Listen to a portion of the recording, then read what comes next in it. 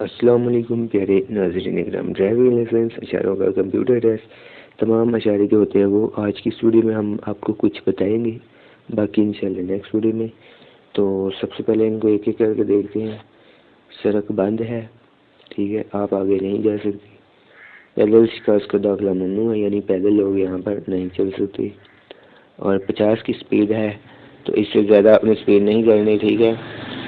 30 kilometre فی گھنٹہ رفتار والا علاقہ ختم ہے، 50 کی سپیڈ پر آپ جا سکتے ہیں، اس سے کم۔